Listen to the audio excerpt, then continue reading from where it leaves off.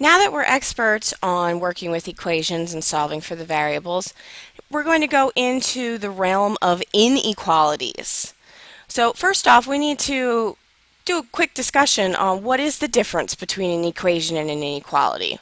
Well, an equation, obviously both sides are equal because you see an equal sign in the problem. So a lot of times people will think of a scale and that you need to keep it balanced in order for the equation to be true.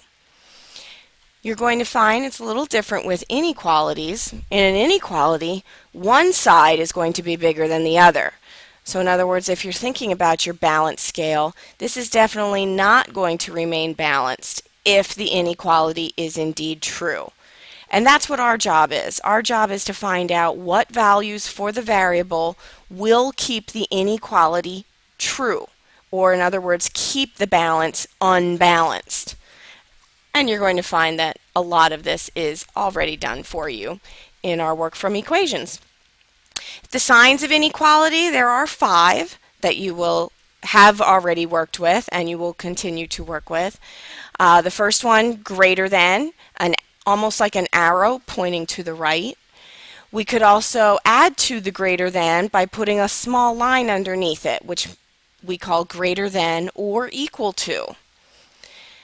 Same thing can be done with a less than. Less than is an arrow pointing in the opposite direction as greater than. And we can also add the line underneath to make it a less than or equal to. The last inequality symbol is an equal sign with sort of a slash through it, and that just simply is read as not equal to. So in solving for inequalities, you're going to see that it's almost the same as solving for a variable in an equation. So in this first example, if this were an equal sign instead of a greater than symbol, we would do so by first concentrate on the addition and subtraction, undo that addition and subtraction, and then finally undo the multiplication to get our answer of x greater than 3. Notice this was just like a two-step equation. The only difference in the problem was that instead of an equal sign, we had a greater than sign.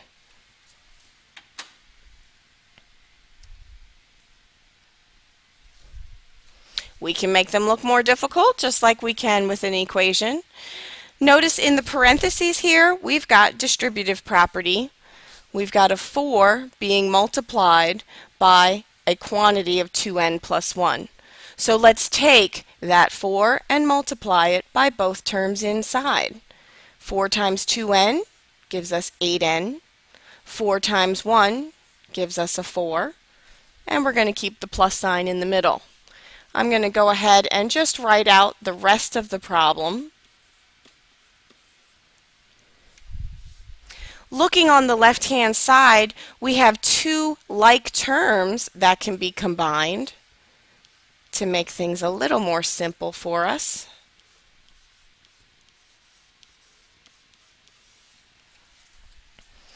And now we've got sort of a dilemma because we've got n's on both sides of the inequality. I've got a 10n on the left and a 3n on the right. I can only combine them if they are on the same side. So I'm going to take this positive 3n and move it over here to make it a minus 3n.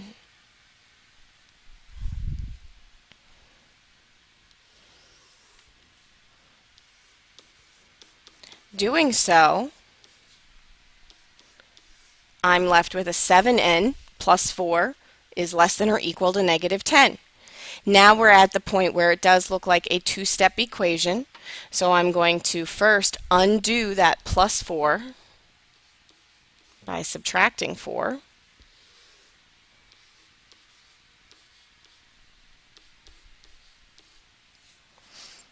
And last but not least, I'm going to undo that multiply by 7 through division. And we are left with n less than or equal to negative 2.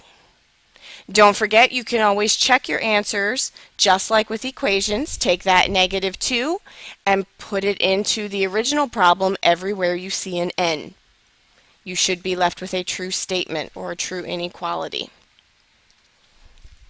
So now here's the thing. There is one major difference when we're solving inequalities versus when we solved equations. All right, and we're going to explore that in this next idea here. Whenever you multiply or divide both sides of the inequality by a negative number, you also need to flip the inequality arrow to point in the opposite direction. So in example 3, we would start first by getting rid of that +3. To make a +3 go away, we would take away. And when we do that, we're left with a -5n is less than 15. Same step as before. In order to undo the multiplication, we are indeed going to divide. But in this case, we have to divide by a negative number. When that happens with an inequality, we've got to compensate for the inequality. So n is alone, but now we are going to reverse the inequality sign and then finish our division on the other side. Now, a lot of people will ask, well, why do you need to do this? This is really done because if you think of the number line, the positive numbers go in one direction, but the negative numbers go in the opposite direction. Because we're dividing by a negative in this example, we've changed the sign of that second half of the inequality. It went from a +15 to a -3. So because we've changed from positive to negative, we've got to change the arrow to compensate for that change in direction that happens on the number line. And this is only when you multiply or divide by the negatives. So, quick little review here. To flip or not to flip? In the first example, x plus 3 is greater than or equal to -8. To get the x by itself, we would subtract a 3. Would we need to flip the inequality sign here? Well, we haven't changed the sign of any of the sides, nor do we have to multiply or divide by any number to get x by itself. It's already alone. So this is definitely no flip. Next one, 4y less than -24. We do have to divide in order to get the y by itself, but in this case, we are dividing by a +4. The sign isn't changing on the other side of the inequality. So this again is no flip. Down to the bottom, k divided by -8. We are going to have to multiply both sides, and the number that we're multiplying by is a negative. So that's when the alarm bells and whistles should start going off in your mind, because multiplying by that negative number is going to change a +5 to a -40. This is flip.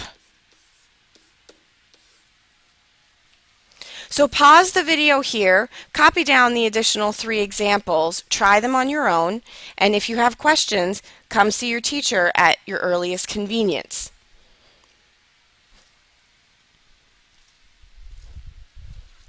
So let's do one more example for the basic inequalities before you can begin your homework assignment. In this case here, we see that we've got p's on both sides of the inequality. And because most people are comfortable with them on the left, that's where I'm going to take my 7p. So I'm going to subtract 7p from both sides. And that way I can put the p's together to get a -4p and bring everything else down that you haven't used. And now we're ready to solve for p. So I'm first going to undo the +2 by subtracting 2.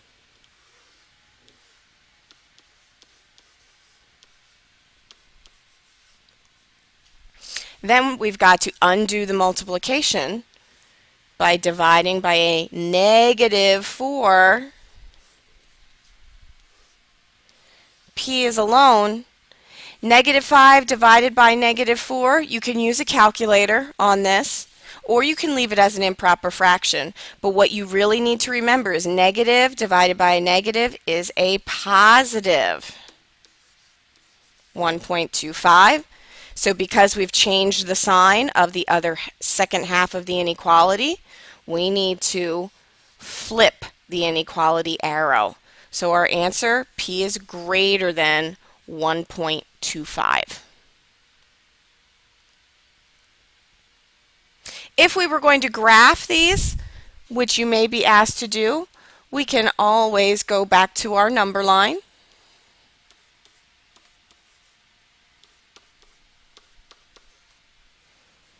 My greater than 1.25, well, that's a little bit bigger than +1, so I'm going to put an open circle a little bigger than +1. I'm not filling in the circle because there is no equal to, and because the arrow is shading to the right, that's where I'm going to shade my number line, to the right, including the arrow. That way my graph shows every possible value that is larger than 1.25. So this was just a quick little introduction to the inequalities. We are going to continue working with inequalities over the next several days.